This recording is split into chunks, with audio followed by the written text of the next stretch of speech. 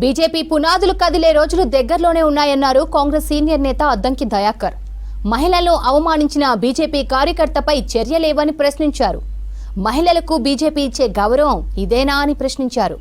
Amit Shah అంబేద్కర్ను అవమానిస్తే BJP కార్యకర్తలేమో మహిళలను కించపరిచే పనిలో ఉన్నారని ఫైర్ అయ్యారు.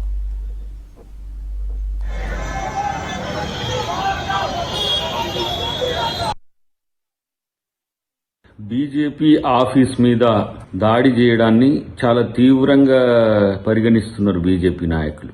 మరి మహిళలపై ప్రియాంక గాంధీ గారిపై సామాజిక దాడి చేస్తున్న ఆ రమేష్ బిదూర్ అంటోని పరిస్థితి ఏందో ఒకసారి ఆలోచించుకోండి. వారిని చెప్పుతో కొట్టేది పక్కన పెట్టి ఆఫీసుల మీద దాడులు జరుగుతున్నాయని చెప్తున్నారు.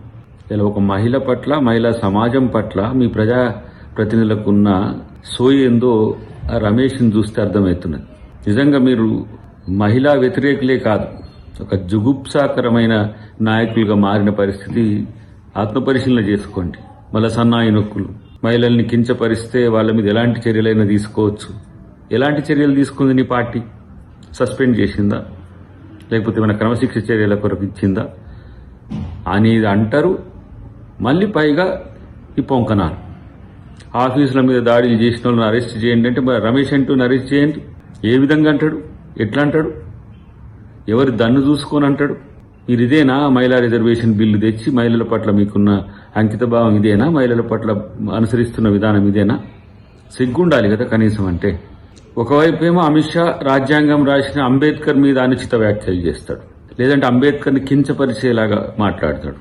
ఇంకొకడేమో ఢిల్లీ ఎన్నికల్లో గెలిస్తానికి ప్రియాంక గాంధీ గారి మీద, అటువైపు ఆతిషి మీద, రాష్ట్ర ముఖ్యమంత్రి మీద.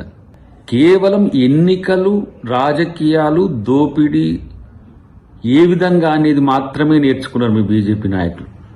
ఎవరెవరో మాట్లాడుతున్నారు కాంగ్రెస్ పార్టీ మేము అనుకుంటే పునాదులు లేచిపోతాయని. బీజేపీ పునాదులు, పూసాలు కదిలే రోజులు భవిష్యత్తులో ఉన్నాయి. ఎందుకు తొందరపడతారు? అలాంటి నీచులను, కీచకులను పెంచి ప్రోత్సహిస్తున్నది మీరు. హత్రాస్ సంఘటన జరిగితే రాత్రికి రాత్రి కాలబెడతారు. మణిపూర్లో మహిళల్ని మంటల్లో కాలబెడుతుంది మీ ప్రభుత్వం. మళ్ళీ మహిళా బిల్లు అంటారు. మహిళల పట్ల మాకు చిత్తశుద్ధి ఉందని అంటారు. కాబట్టి ఇప్పటికైనా బీజేపీ నాయకులు వాళ్ళ నాయకులు చేస్తున్న చర్యల పట్ల ఒకంత అసహనాన్ని వ్యక్తం చేయండి, లేదంటే అలాంటి మాటలు మళ్ళీ రాకుండా చూసుకోవాల్సిన అవసరం ఉంది. అసలు బీజేపీది ఏం కల్చర్ రా నాయన, నాకు అర్థం కాదు. ఈ దేశానికి స్వాతంత్రం తెచ్చిన గాంధీని చంపినోనికి ఇలా గుడి కట్టాలంటారు. ఈ దేశం కోసం 10 సంవత్సరాలు జైల్లో ఉన్న నెహ్రూ మీద విష ప్రచారాలు చేస్తారు. ఈ దేశం కోసం ప్రాణత్యాగం చేసిన ఇందిరాగాంధీ గారి మీద అనుచితంగా వ్యవహరిస్తారు.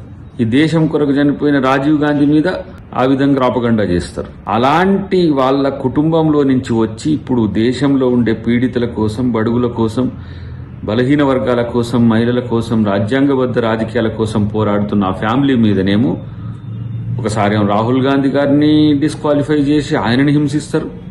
ఇంకొకసారి ప్రియాంక గాంధీ గారి మీద. ఇప్పుడు ప్రియాంక గాంధీ గారు సమస్య అవుతున్నారు వాళ్ళ బీజేపీలో. కాబట్టి ఇలా వాళ్ళ అభివృద్ధి కార్యక్రమాలను ఆడవాళ్ళ యొక్క కించపరచడం ద్వారా సంతృప్తి పొందాలనుకుంటున్న ఇలాంటి పనికిరాని చెత్త ఐడియాలజీ ఉండే మిమ్మల్ని మీరు సంస్కరించుకోండి ఫస్ట్. మళ్ళీ మీరు దానికి ఏదేదో పేర్లు పెట్టేసి మేము పవిత్రులము, పునీతులం అని చెప్పే ప్రయత్నం చేస్తే నవ్విపోదురుగాక. రాజకీయం రాజ్యాంగబద్ధంగా చేయడం నేర్చుకోండి, ఇలాంటి ఫాల్తు మాటలతో కాదు అని చెప్పి ఆ రమేష్ బదూర్ అంటోనికి